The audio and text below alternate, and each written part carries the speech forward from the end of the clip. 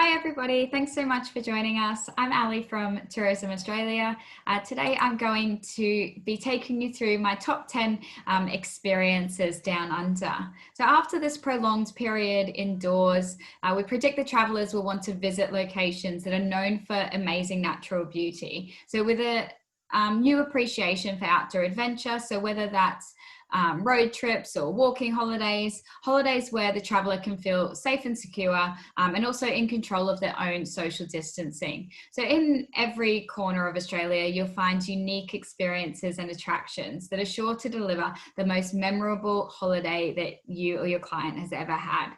So take a moment to daydream, keep your wanderlust alive, and when the time is right, Australia will still be that beautiful, awe-inspiring destination that your clients have been dreaming of. So first of all, I just wanted to put it in perspective and highlight actually how big Australia is. So it's roughly the same size as the continent of Europe. So it is a big country and there's plenty of space and not many people as well. So it is often seen as a complex destination because of its size, but that's actually great for you guys as travel agents because it means that more often than not, people will seek out a travel agent to help them to plan their trip down under. So my number one to kick things off is Great Walks of Australia. So this is actually a collection of Australia's greatest multi-day walking experiences. It's part of the signature experiences of Australia. So this is just a little snapshot of the types of scenery and just incredible landscapes that you'll see on the Great Walks of Australia. So they're premium, expertly guided walking experiences. So they showcase unique locations. As you can see from these images, they're all very different from each other. So it's ranging from coastal walks, outbacks, to mountain ranges. And it's all about those specialist guides and hosts. So ultimately, those specialists are the specialists of the destination. So they share their stories and experiences, whether it's about wildlife, geology, food, but also the Australian way of life. So they range from 2 to 6 days in duration. They're across multiple different states and seasons and small groups. So they really do have a sense of exclusivity and all very much sustainable as well. My number two is Escape to an Island. So we have over 8,000 islands within our maritime borders. So how better way to seclude yourself than on a beautiful island? So it's not just about, tropical islands off the reef, but also these are a few of my other top picks. So Fraser Island, which is north of Brisbane. So it's actually the world's largest sand island. Kangaroo Island, which is affectionately called the Zoo Without Fences because of its abundance of wildlife there. Lord Howe Island, which is off Port Macquarie in New South Wales, is very much an island paradise with some incredible luxury products. And Rottnest Island, who can forget this one? It's off the coast of Perth and is a beautiful car-free island.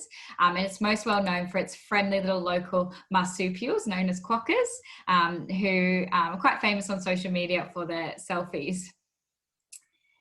My next one is Explore the Red Centre. So the Australian outback is really the epitome of natural beauty as well as wide open spaces.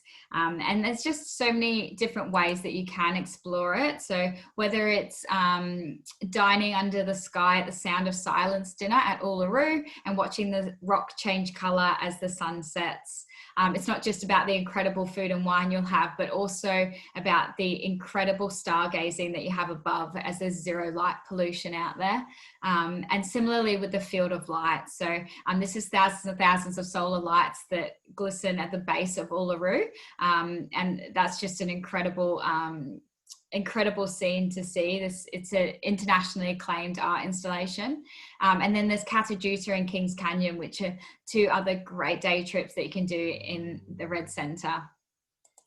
My number 4 is get lost in the rainforest. So in North Queensland, the Daintree rainforest is actually the world's oldest rainforest. So it's dating back millions of years, and it's been unchanged in centuries. So it's covering over 500 square miles. So you really can get lost. And it's home to some extremely rare animals and plant species. And often this is the only place in the world where you can spot these rare species. So it is really quite a special place. And it's also the only place in the world where 2 World Heritage listed sites meet. So it's where the rainforest comes all the way down to the beach, and that's where the Great Barrier Reef starts. So they meet in the middle there. My number 5 is take a road trip. So is there a better way to be in control of your own social distance than in your own car? Australia is super easy for self-drive. We drive on the left, so it's the same as the UK, and we speak the same language, so it's just very easy to navigate. And Australia has some really diverse landscapes and just stunning scenery. And driving is a really great way to fully immerse yourself in the environment, as well as have the freedom and flexibility to visit where you want on your own agenda and time frame. We have some absolutely incredible driving routes, so really iconic driving routes all over the country. So whether it's, coastal drives like the Great Ocean Road, through salt lakes, or even across the Australian outback. And how can I forget hitting the surf? So this one speaks for itself, but Australia is a great place to catch a wave. And if you haven't surfed before, it's a great place for you or your clients to learn to surf as well. And there is some really incredible iconic surf breaks as well that you can experience in great places to learn to surf. Catch a balloon. So this is referring to hot air balloons. So soaring above, in a hot air balloon is a really great way to get a bird's eye view of the Australian landscape, as well as spot wildlife as well. So this image is actually taken in our nation's capital, so in Canberra, and it holds a balloon festival each year. So it's where hundreds of balloons are soaring above. And it's actually the only place in the world where you can fly over a Parliament House. So fun fact there. And there's some other great spots to go hot air balloon. So whether it's over a vineyard or over a city as well.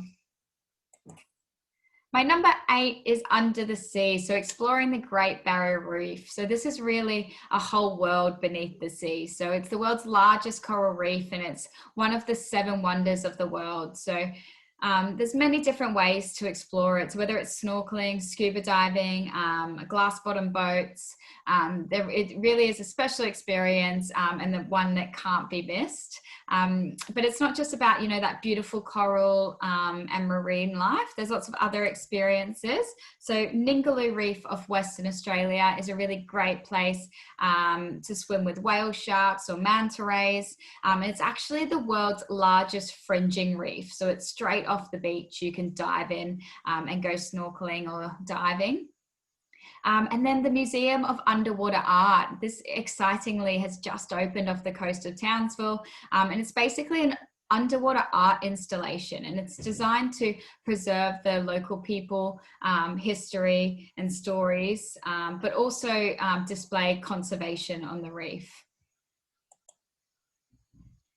My number 9 is, of course, exploring wine regions. So I couldn't give a presentation without mentioning our incredible wine. So we've got 65 wine regions producing world-class wines, and it's not just about the wine tasting. So this is a great activity for, couples, friends, but also families. So there's lots of activities in and around wine regions, and a little bit of something for everyone. And if you're not into your wine, there's also options. You can blend your own wine, you can do cooking classes, but there's also craft breweries, gin and whiskey distilleries as well. And my number 10 is connect to country. So the Indigenous culture of Australia is actually the oldest continuing culture in the world. So it's a very great way to see and connect to the country, and especially when you're experiencing it through the eyes of an Aboriginal elder. So there's over 500 different tribes in Australia, and the Indigenous culture, it can be experienced in all different ways. So the Australian outback and the Red Centre is affectionately called the spiritual heart of Australia for the Aboriginal people. But you can also do Aboriginal experiences in the centre of the city and also on the coast as well. So no experience is the same. So even if your clients have had an Indigenous tour in another part of Australia, it's worth doing it again in another region, as I guarantee it will be completely different, and it really is a special experience to get to know the region. So as you can see, that was my top 10 experiences, and they're all so unique, and it really is what makes Australia so special, that there is nothing like it. A really quick shout out for the Aussie Specialist Program. If you haven't done it yet, jump on and check out all the great resources, as well as sign up to get updates, as especially with today, especially with all the situation going on today, it's a great place to keep updated. I've got loads of webinars. I've loaded my recordings on there, but also new upcoming webinars as well, all on the Aussie Specialist Program. And finally, if you have any further questions at all, please feel free to reach out. If there's anything we can do to support you during this time, then please feel free to chuck us an email. Thanks so much for tuning in.